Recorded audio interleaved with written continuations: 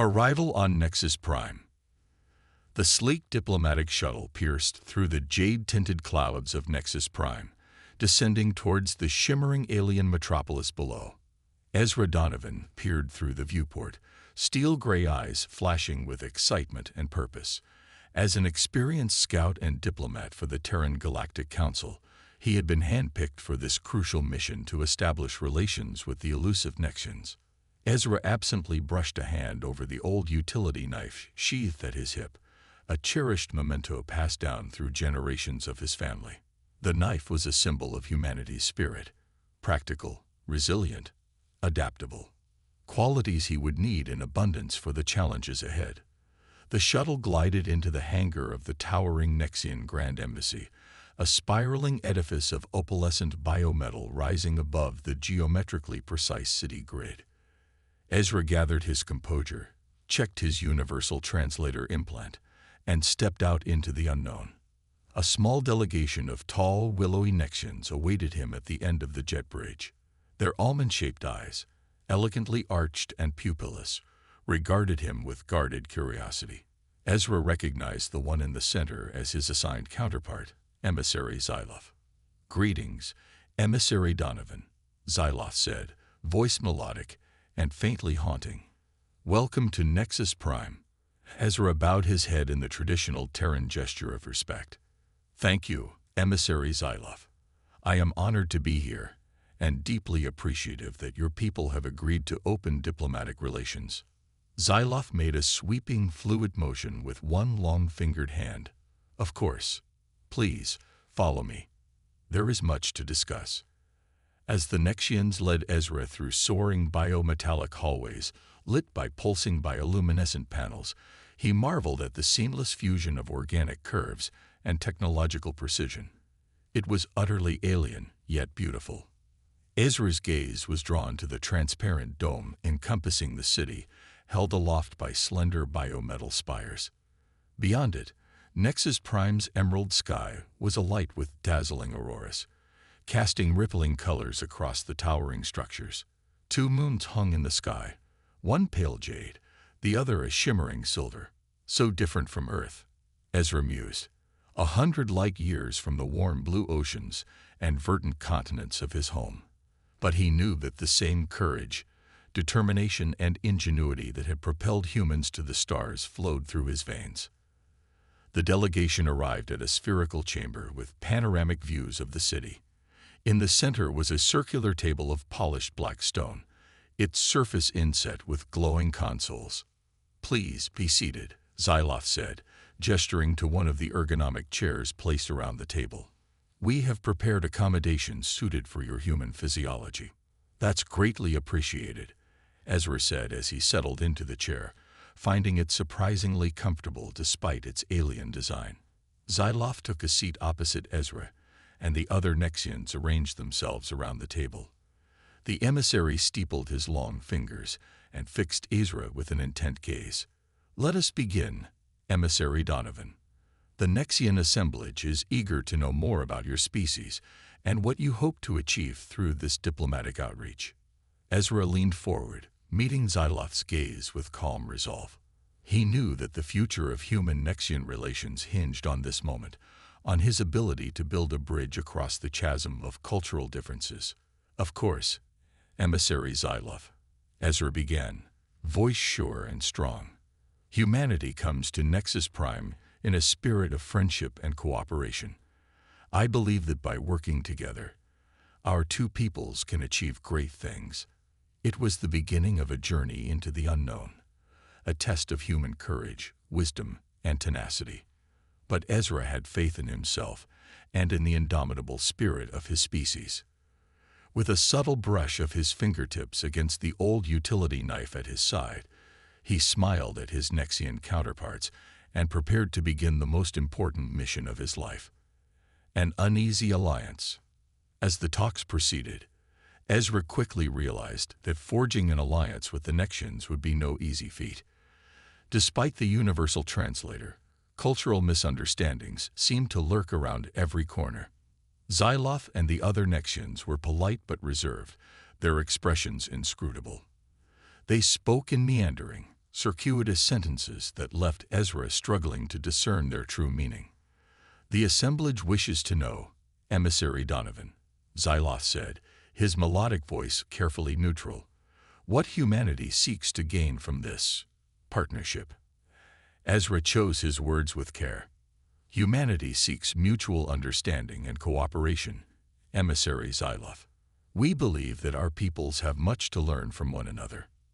Xyloth tilted his head, pupilless eyes glinting. "And what does humanity have to offer in return for our knowledge and resources?" "The assemblage wishes to know, Emissary Donovan," Xyloth said, his melodic voice carefully neutral, "what humanity seeks to gain from this partnership." Ezra chose his words with care. "Humanity seeks mutual understanding and cooperation, Emissary Xyloth. We believe that our peoples have much to learn from one another." Xyloth tilted his head, pupilless eyes glinting. "And what does humanity have to offer in return for our knowledge and resources?" Ezra sensed the unspoken challenge behind the question. He met Xyloth's gaze steadily.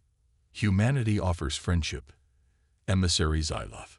We offer our unique perspectives, our adaptability, our determination to overcome any obstacle.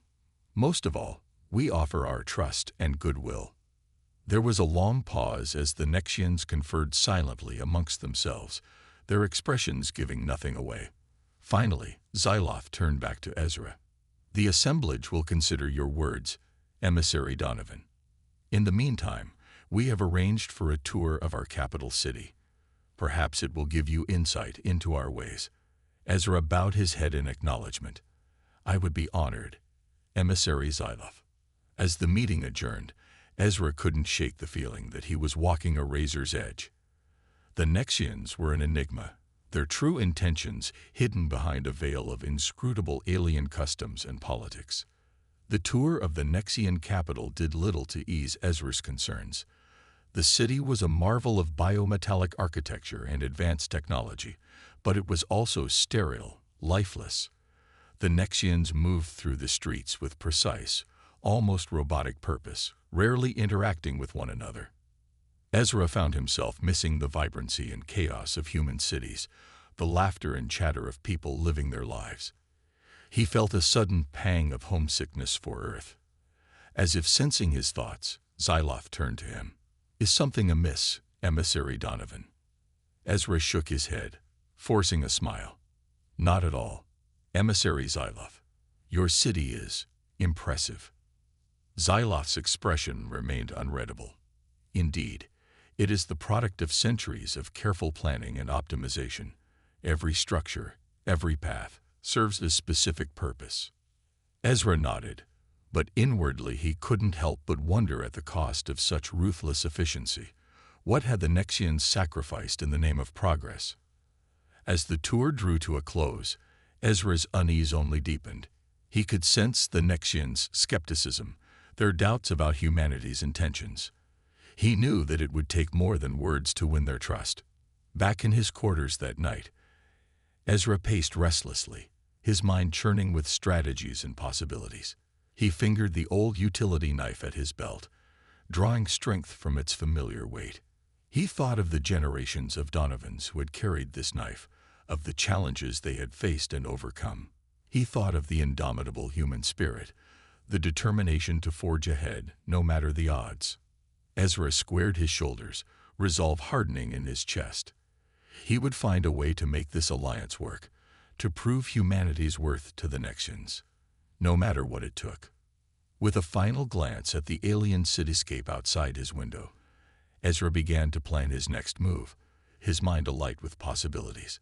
The game was afoot, and he would not rest until he had secured humanity's place among the stars. Crisis point. Ezra was jolted awake by the urgent chime of his comm unit. He stumbled out of bed, adrenaline already surging through his veins. "Emissary Donovan." It was Xyloth's voice, uncharacteristically tense. "Your presence is required in the assemblage chamber immediately." Minutes later, Ezra strode into the chamber to find it in a state of controlled chaos. Nexians hurried to and fro, their faces tight with barely suppressed panic. Xyloth beckoned Ezra over to the central console, where a holographic display showed a roiling mass of plasma hurtling towards Nexus Prime. "A solar flare," Xyloth said, his voice strained. "Larger and more intense than anything our records show. It will make contact with our magnetosphere in less than a planetary rotation." Ezra's eyes widened as he took in the scale of the threat. "What about your planetary defenses?" Xyloth shook his head. "They were not designed to withstand a flare of this magnitude. If it breaches our magnetosphere, the electromagnetic pulse will devastate our power grid, our infrastructure. Nexus Prime will be crippled." Ezra's mind raced, years of crisis training kicking into gear. "What can I do to help?" Xyloth hesitated, and for a moment Ezra saw a flicker of something in those alien eyes. Desperation, perhaps, or fear. We do not know, Emissary Donovan. This crisis is unprecedented. We have always prided ourselves on our self-sufficiency, but now—" He trailed off, looking lost. Ezra placed a hand on Xyloth's shoulder, a gesture of human comfort that felt strange and daring in this alien setting. "You're not alone, Emissary Xyloth. We need to strengthen it, give it the power to deflect the flare." He tapped at the console, bringing up a schematic of the planetary defense system. "If we can route emergency power to these emitters, it should buy us some time. But we'll need every available reactor online." Xyloth nodded, already issuing rapid-fire commands to his subordinates. Ezra watched, impressed despite himself at the Nexians' efficiency. But even as the Nexians worked, Ezra could see the doubt in their eyes, the unspoken question. Could they trust this human, this alien, with the fate of their world? Ezra knew he would have to prove himself, to show the Nexians that humanity was a worthy ally.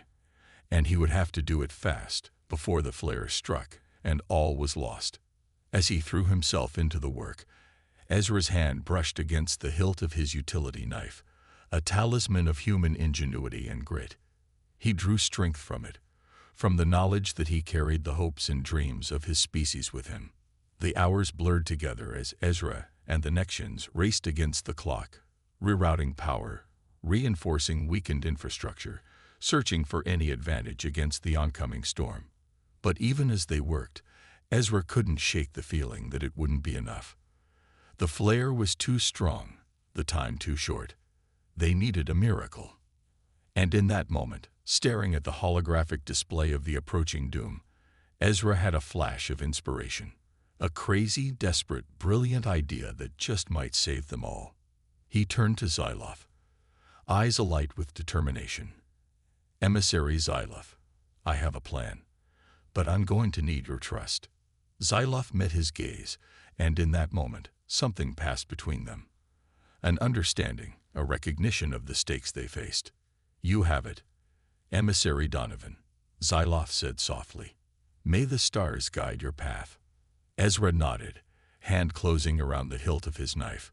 It was time to show the galaxy what humanity was made of. Turning the tide. Ezra's plan was audacious, bordering on impossible, but it was their only hope. "The Kranix mineral," he explained to Xyloth and the assembled Nexians. "Your geological surveys show deposits of it deep beneath the surface of your northern continent." Xyloth frowned. "Yes, but the Kranix is notoriously difficult to extract. Our mining technology has never been able to reach it." Ezra nodded. "But human mining tech can. If we can get enough Kranix, we can use it to supercharge your magnetospheric emitters. It might give us the edge we need." The Nexians exchanged doubtful looks, but Ezra could see the glimmer of hope in their eyes. It was a desperate plan, but it was a plan. "I'll go," Ezra said, standing tall. "I have the training and the equipment. I can get the Kranix." Xyloth stood as well, his expression fierce. "I will accompany you, Emissary Donovan. This is our world, our fight." Ezra clasped Xyloth's arm, a warrior's salute. Together, then. As they prepared for the mission, Ezra found his thoughts turning to the old utility knife at his side. It had been passed down from his great-grandmother, a pioneer on the first colony ships to leave Earth. She had used it to survive on a hostile alien world, to carve out a life for her family against all odds. Now, generations later, Ezra would use that same knife to save another alien world. The symmetry was not lost on him. The journey to the northern mining site was treacherous, the landscape harsh and unforgiving. But Ezra and Zaloth pressed on, driven by the knowledge that billions of lives depended on their success. As they trekked across jagged ravines and through howling windstorms, Ezra found himself opening up to Zaloth, sharing stories of Earth, of his family's history. And to his surprise, Zaloth began to share as well, speaking of Nexian culture, of the dreams and fears of his people. A bond was forming between them, a bridge across the vast gulf of space and culture. They were no longer just emissary and alien, but comrades, friends. When they finally reached the mining site, they found it in ruins, the equipment shattered by the electromagnetic disturbances preceding the flare. But Ezra would not be deterred. With Zaloth's help, he jury-rigged the mining laser, using parts scavenged from their shuttle, and his own ingenuity. It was a patchwork solution, held together with hope and desperation, but it would have to suffice. As Ezra aimed the laser at the unyielding rock, he thought of his great-grandmother, of the courage and determination that had brought humanity to the stars. That same spirit flowed through him now, guiding his hands, steadying his aim. The laser flared to life, carving into the earth like a spear of pure energy. Meter by painstaking meter, they bored into the rock, sweat pouring down their faces, muscles straining with fatigue.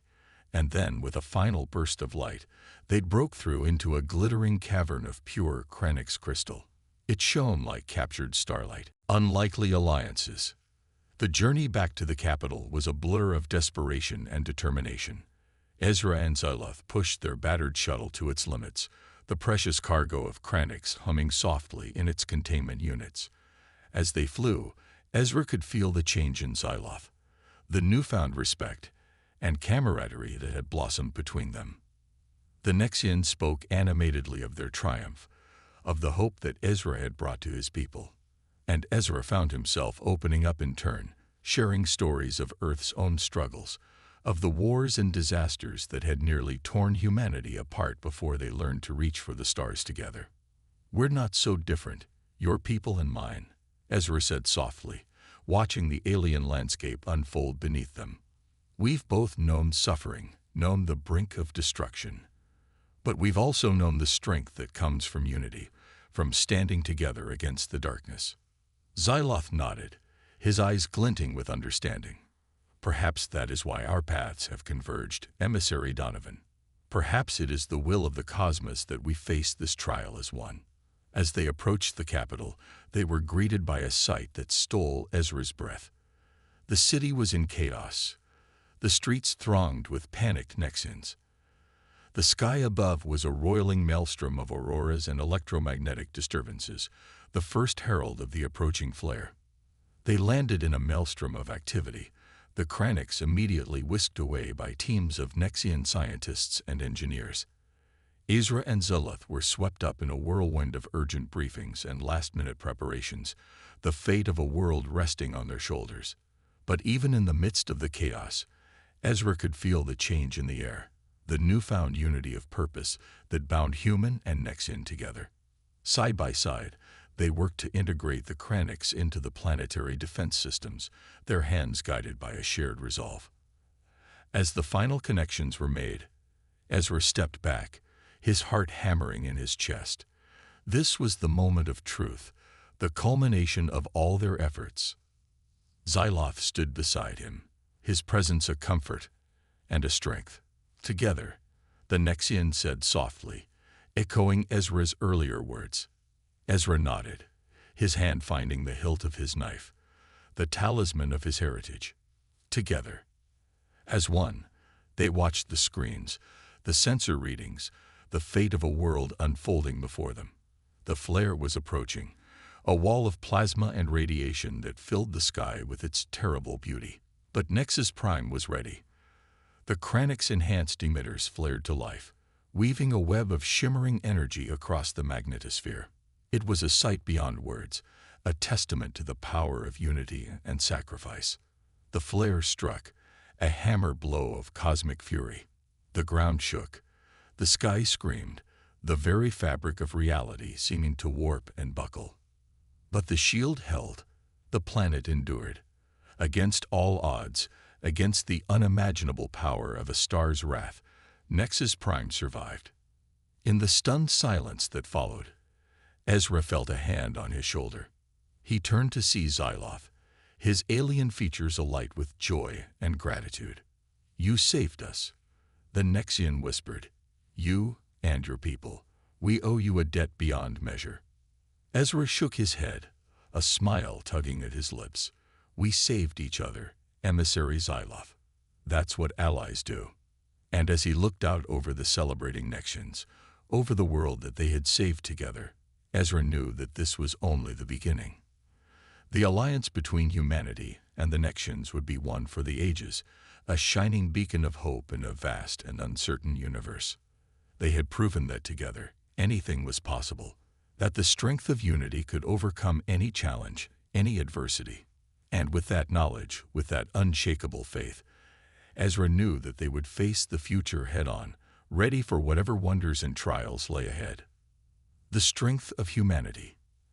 As the echoes of the cosmic onslaught faded, Ezra and Xyloth stood amidst the triumphant Nexians, their faces alight with relief and wonder. The impossible had been achieved, disaster averted through the power of unity and resolve. Amidst the celebrations, the Nexian Prime Minister approached Ezra, her aged features suffused with gratitude. "Emissary Donovan," she said, her voice ringing with emotion. "Your courage and ingenuity have saved our world. The Nexian people will never forget what you have done for us." Ezra bowed his head, humbled by the weight of her words.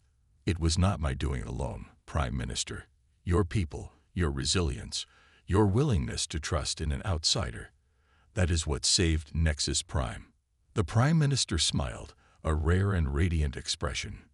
"Perhaps, but it was your spirit, Emissary Donovan, the spirit of humanity, that showed us the way. You have taught us that there is strength in diversity, in the joining of different paths." She reached out, clasping Ezra's hand in a gesture of unity. "From this day forward, let it be known that the Nexians and the humans stand as one. One people, one future, bound by the ties of friendship and trust." Ezra felt the weight of the moment settle upon his shoulders, a mantle of history and destiny.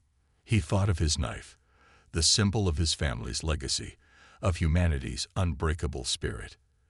And he knew with a sudden clarity that this was the true meaning of that legacy.